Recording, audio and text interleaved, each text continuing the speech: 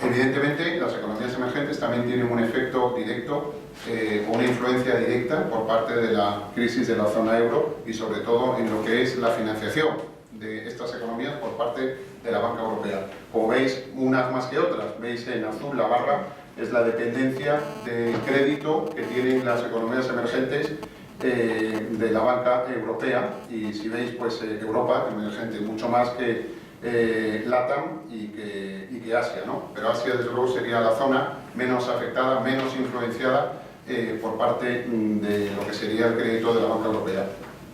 China, clave en el crecimiento, y vemos un crecimiento entre 8, 8,5 en el año 2012. Y en todo caso, esto podría ser más adelante una sorpresa. De hecho, vemos que podría crecer menos en la primera parte del año para seguir creciendo algo más, y ahora entraremos en cuáles son los motivos que vemos de mayor crecimiento en estas economías, ¿no?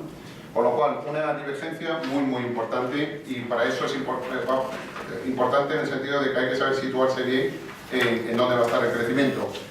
Aquí hemos puesto el mapa mundial donde vemos el crecimiento, y como veis, bueno, pues las economías emergentes en su totalidad van a estar por encima del 6%, las economías desarrolladas, y gracias a Estados Unidos, van a estar en lo que estaría pues debajo de un 2%, y aquí hemos puesto la economía global, según el Fondo Monetario Internacional, estaría al 4%, mientras que nosotros somos algo más cautos, sobre todo por el tema de Estados Unidos, y algo más bajo en alguno de los emergentes, y nos situaría en un 3,6%.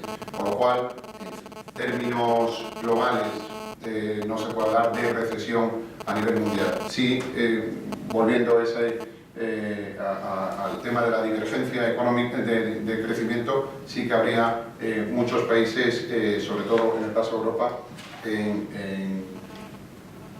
en el caso de Europa estarían en recesión.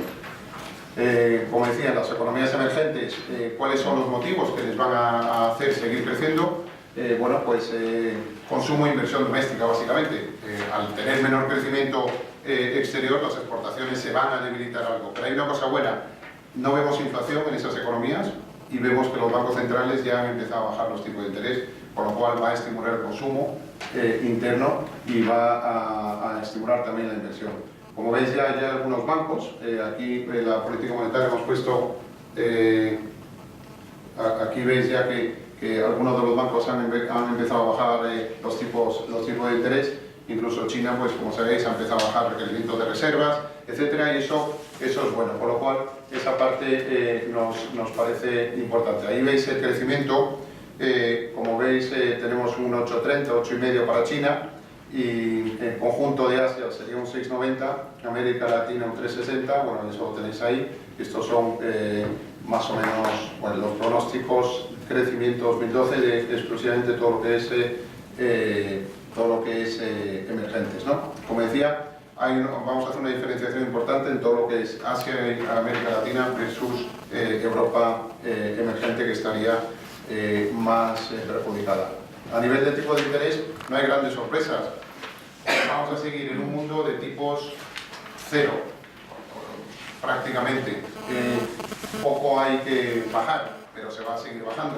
De hecho, yo creo que hay un cambio importante entre la era Trichet y la era Draghi, y ya ha marcado un poco la pauta. Ha bajado los tipos de interés y pensamos que va a bajar, no en esta del 9 de febrero, pero sí durante el primer trimestre un cuarto de punto más, y durante el año un medio punto más. O sea que acabarían los tipos de interés, los veríamos al 0,5 en el caso europeo. En el caso de Estados Unidos no hay más posibilidad de bajadas, sino hay políticas monetarias vía la operación Twist o ese tipo de historias, pero no esperamos un quantitative easing en ese sentido, porque ya empieza a haber datos que empiezan a confirmar algo de crecimiento económico, algo de creación de empleo, con lo cual no irían por la vía de más bajadas.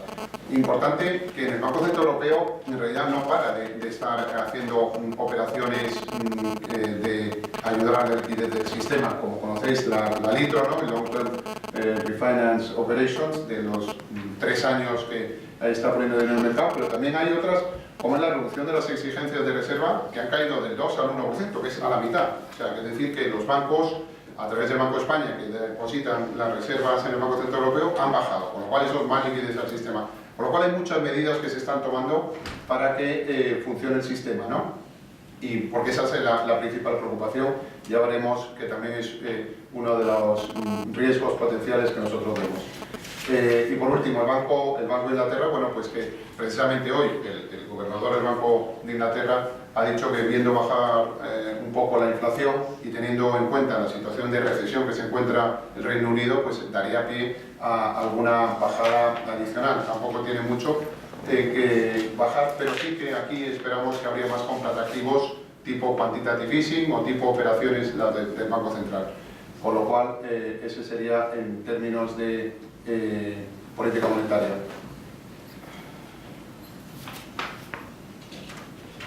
En cuanto a... Decía los factores de riesgo que vemos, o sea, tenemos un escenario de tipo de interés bajos, tenemos una economía creciendo y sin recesión, pero sí que vemos, hay una serie de riesgos que vemos. Aunque es el último, yo creo que lo más importante es que nosotros no contemplamos bajo ningún escenario, ahora mismo, la ruptura de la zona euro, la ruptura del euro. No le estamos dando ninguna probabilidad a esa situación. ¿Dónde vemos los riesgos? Bueno, son los riesgos que hemos estado viendo, yo creo, a lo largo del año, en parte. El riesgo en la implementación de las medidas de estabilización de la Unión Europea.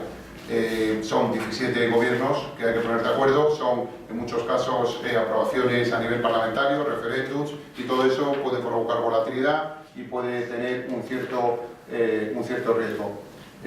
Un contagio del credit crunch, de la contracción del crédito que está habiendo en la periferia, pues que se contagie a todos los países y evidentemente eso sería malo, sería un motivo de pensar en una mayor recesión o una mayor desaceleración. Y después un tema importante es, China sigue siendo clave en el crecimiento mundial, como habéis visto, y es quien aporta más crecimiento a nivel mundial en estos momentos. Por lo cual, cuando se habla de China, nuestra perspectiva es que crezca 8, 8,5, pero creciendo por debajo del 6 pensamos que eso traslada o tiene un riesgo de recesión global. El simple hecho de bajar de esos niveles pues por debajo del 6. No lo contemplamos, pero le hemos situado en ese nivel, con lo cual es un tema que también estamos monitorizando muy de cerca. Y desde luego, bueno, pues también evidentemente las tensiones geopolíticas es otro tema que va a estar desde luego en nuestra mente a la hora de gestionar en toda la parte con Irán, desde luego, y lo que estamos viendo y los efectos que podría tener en el petróleo, en el precio del petróleo. Bueno, y como decía, y también la caída del precio de la vivienda. Sigue habiendo países que bueno, tienen una dependencia enorme, como es el caso de Estados Unidos, al precio de la vivienda y que todavía no se ha visto que esté mejorando, ligeramente mejorando, pero una caída adicional en algunos de estos países también sería uno de los temas de riesgo que de alguna forma pues, nos haría cambiar nuestro escenario central de crecimiento, desaceleración hacia una recesión, ¿no? Valoraciones, como visteis, estamos hablando de lo que era deuda soberana. A continuación hemos dicho lo que es la divergencia de crecimiento, una disparidad enorme en el mundo, una disparidad importante en Europa, y ahora las valoraciones, que en definitiva es lo que al final va a hacer al inversor entrar en un mercado o en otro. Y bueno, realmente por un lado tenemos los activos de riesgo, como vamos a ver, muy baratos, y por otro tenemos los activos refugio, no decimos caros, no baratos, no están baratos en absoluto. Yo creo que no es muy atractivo invertir en un bono alemán a 10 años al 1,97. No creo que nadie quiera invertir pensando que la rentabilidad que obtener pues, va a estar por debajo del 2% en los próximos 10 años, ¿no? Esto ha sido evidentemente debido al efecto refugio que ha tenido todo lo que ha sido la deuda alemana. Pero ocurre prácticamente lo mismo en el Treasury, con unos niveles del 2, y esto en los últimos días han subido las tires, porque hemos llegado, en el caso alemán, como veis, hemos llegado a niveles del 1,74 o una cosa así, en un 10 años, ¿no? O sea que es un tipo realmente ridículo. Por otro lado, pues, la escalada del oro del año pasado, pues también por defecto refugio nos parece que no ofrece mucho valor. Y sobre todo hay una cosa, que en este tipo de inversiones pensamos que hay que tener mucho cuidado. Entrar en una de estas inversiones cuando a estos niveles, cuando el efecto ha sido entrar por buscar refugio, podría ser muy peligroso porque se dé la vuelta totalmente el atractivo de esa inversión y te quedes pillado a unos niveles realmente malos, ¿no? Y después lo que ha habido también han sido flujos hacia monedas refugio, en el sentido de que contra el euro había que buscar un refugio, pues como el caso del yen. Nos parece que el yen está demasiado caro y de hecho deberíamos ir viendo depreciándose a medida que se solucione parte del tema en Europa. Siguiente punto de valoración. Hemos visto los activos refugios están caros, o mejor dicho, no están baratos. Cuidado, ahí de hacer muchas cosas. Lo siguiente es, y esto es bueno siempre ponerlo en perspectiva, ¿no? El carry, o sea, los tipos de interés de determinados países con respecto a otros. Estoy seguro, si os llego a preguntar qué vale más o qué vale menos entre Líbano e Italia, hubiese habido, antes de ver esta filmina, ¿no? Hubiese habido seguramente algunas dudas. Pero en definitiva, ¿qué está descontando el mercado? El mercado le está exigiendo más rentabilidad a Italia que a Líbano. No sé. Y a Portugal, ¿qué cito? Bueno, Portugal tiene unas cuentas realmente malas, pero Egipto están de revuelta desde hace un año. Y efectivamente estos países tienen menor deuda emitida, pero la duda es si te van a pagar, ¿no? O sea que a nosotros son divergencias, son determinadas anomalías que se presentan en el mercado que nos parece que no tienen mucho racional, ¿no? Que Marruecos esté prácticamente a niveles de España en cuanto a atractivo o en cuanto a la prima de riesgo que se requiere por parte de un inversor es chocante, ¿no? Por lo cual nos parece que abajo lo ponemos, podríamos haberlo puesto con España, pero lo hemos puesto con Italia. Tener Italia es arriesgado, efectivamente, hemos visto que va a haber volatilidad, que hay que emitir mucho, que los tipos de interés, que las soluciones van despacio, etc., pero no tenerlos caro, porque ofrece un valor bastante importante, ¿no? Y es caro en el sentido de, dice, como estés en bonds o estés en un activo de poca rentabilidad, pues te estás perdiendo todo el carry, ¿no? Que es el diferencial de tipo de interés que te puede estar ofreciendo Italia. Y caro, y lo vemos, decir, cuidado, que en la perspectiva global, pues nos parece que ofrecen valor, ¿no? El diferencial que hay entre España e Italia, ¿cómo lo explicáis? O sea, ¿creéis que está bien fundamentado que en el mercado haya ese diferencial? Es muy fácil, es el nivel de deuda emitida. Italia tiene 120% sobre PIB, España tiene ligeramente por encima del 60 y algo, pública, sin contar la deuda privada de los hogares.